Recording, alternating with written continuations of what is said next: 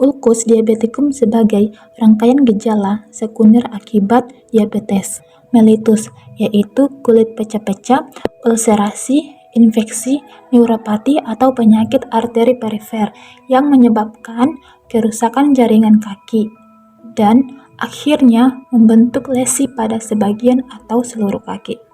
Ulkus diabetikum adalah luka terbuka pada permukaan kulit yang disebabkan karena adanya komplikasi mikroangiopati dan makroangiopati, sehingga terjadi vaskular insufisiensi dan neuropati.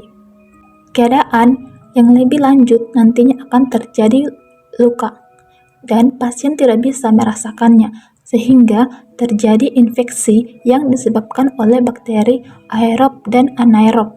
Etiologi dari ulkus diabetikum memiliki banyak faktor.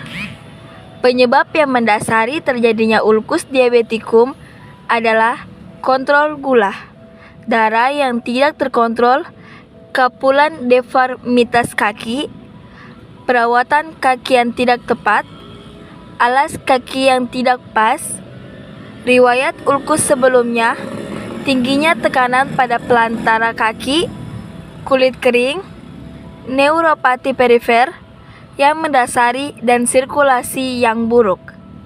Manifestasi klinis. Tanda dan gejala ulkus diabetikum yaitu sebagai berikut. Yang pertama, sering kesemutan. Yang kedua, nyeri kaki saat beristirahat. Yang ketiga, sensasi rasa berkurang. Dan yang keempat, kerusakan jaringan. Kelima, penurunan denyut nadi arteri dorsalis pedis, tibialis, dan poplitea. Dan keenam, kaki menjadi atrofi, dingin, dan kuku menebal. Dan yang terakhir, kulit kering. Jadi, proses terjadinya masalah ulkus diabetikum diawali adanya hiperglikemia pada penyandang diabetes yang menyebabkan kelainan neuropati dan kelainan pada pembuluh darah. Neuropati, baik neuropati sensorik maupun motorik dan autonomik, akan mengakibatkan berbagai perubahan pada kulit dan otot, yang kemudian menyebabkan terjadinya perubahan distribusi tekanan pada telapak kaki, dan selanjutnya akan mempermudah terjadinya ulkus. Adanya kerentanan terhadap infeksi menyebabkan infeksi mudah merebak menjadi infeksi yang luas. Faktor aliran darah yang kurang juga akan lebih lanjut menambah rumitnya pengelolaan ulkus diabetikum. Awal proses pembentukan ulkus berhubungan dengan hiperglikemia yang berefek pada saraf perifer, kolagen, keratin, dan suplai vaskuler. Dengan adanya tekanan mekanik terbentuk keratin keras pada daerah kaki yang mengalami beban terbesar. Neuropati sensori perifer memungkinkan terjadinya trauma berulang, mengakibatkan terjadinya kerusakan jaringan area halus. Selanjutnya akan terbentuk kavitas yang membesar dan akhirnya ruptur sampai permukaan kulit dan menimbulkan ulkus. Adanya iskemia dan penyembuhan luka abnormal menghalangi resolusi. Mikroorganisme yang masuk menggandakan kolonisasi di daerah ini. Drainase yang inadequat menimbulkan closed space infection.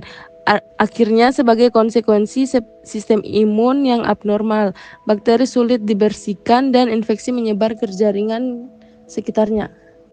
Klasifikasi ulkus diabetikum umumnya didasarkan pada tingkat keparahan luka, tingkat infeksi, dan derajat iskemia.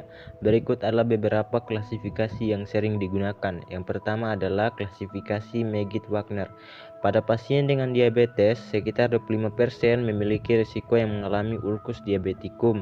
Pada keadaan yang lebih buruk setelah mengalami ulkus diabetikum adalah amputasi baik sebagian atau seluruh ekstremitas yang terkena.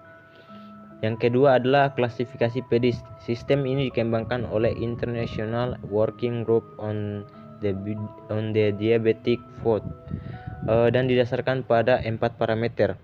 Yang pertama adalah perfusi, menilai aliran darah ke kaki. Yang kedua ekspansi, ulkus, yaitu menilai ukuran ulkus. Yang ketiga adalah depth atau kedalaman, menilai kedalaman luka. Yang keempat infeksi, menilai adanya infeksi. Yang ketiga ada Exas University Classification, menggabungkan derajat kedalaman dan infeksi atau iskemia. Yang pertama adalah grade 0 sampai 3 berdasarkan kedalaman ulkus dari ulkus superficial grade 0 hingga ulkus dalam dengan keterlibatan tulang atau jaringan dalam grade 3. Kemudian yang kedua adalah grade A sampai D. Berdasarkan ada tidaknya infeksi atau iskemia dengan stage D menunjukkan adanya keduanya. Komplikasi pada ulkus diabetikum yang sering terjadi adalah sebagai berikut. 1. Infeksi kulit. Ulkus diabetikum sering menyebabkan infeksi kulit karena luka terbuka yang rentan terhadap bakteri. Bakteri tersebut kemudian menginfeksi kulit dan jaringan lunak di sekitar ulkus, menyebabkan nyeri, kemerahan, pembengkakan, dan keluarnya nanah. 2. Infeksi tulang atau osteomielitis. Jika infeksi kulit pada ulkus diabetikum tidak terkontrol, bakteri dapat menyebar ke tulang di bawahnya, menyebabkan osteomielitis. 3. Sepsis. Ketika infeksi dari ulkus diabetikum menyebar ke seluruh tubuh melalui aliran darah, dapat menyebabkan sepsis, yaitu respon imun berlebihan terhadap infeksi yang dapat merusak organ-organ. 4. Kelainan bentuk kaki. Ulkus diabetikum yang berlangsung lama dapat menyebabkan kerusakan pada struktur kaki, termasuk tulang, sendi, dan jaringan di sekitar ulkus.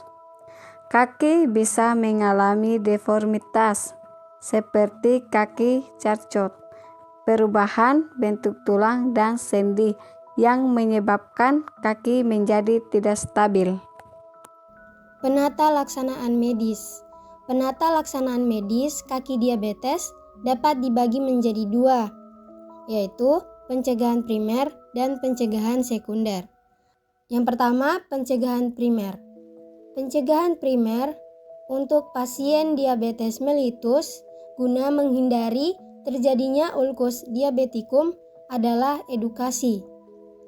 Program edukasi yang diberikan kepada pasien diabetes mellitus adalah untuk menekankan tanggung jawab pada kesehatannya sendiri, sehingga dapat mencegah terjadinya ulkus diabetikum dan amputasi.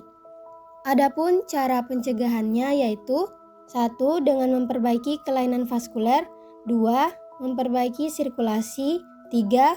Mengontrol gula darah, dan 4. Pengelolaan pada masalah yang timbul, misalnya infeksi dan lain-lain. Yang kedua, pencegahan sekunder. Pada tahap ini diperlukan penata laksanaan yang multidisipliner, kemudian kerjasama yang baik untuk dapat mengobati sampai selesai. Yang pertama, perawatan luka. Perawatan luka harus dikerjakan dengan baik dan teliti. Evaluasi luka harus dilakukan secermat mungkin. Debridement dilakukan untuk mencegah bakteri menempati area jaringan yang nekrosis dan mengurangi produksi pus dari gangren. Yang kedua, microbiological control. Data pola kuman pada pasien ulkus diabetikum umumnya adalah infeksi bakteri multipel, anaerob, dan aerob. Antibiotik harus selalu sesuai dengan hasil biakan kuman dan resistensinya. Yang ketiga, pressure control. Jika tetap dipakai untuk berjalan atau menahan berat badan, luka akan selalu mendapat tekanan, sehingga akan memperlambat proses penyembuhan. Apalagi bila luka tersebut terletak di bagian plantar, seperti pada plantar kaki Charcot.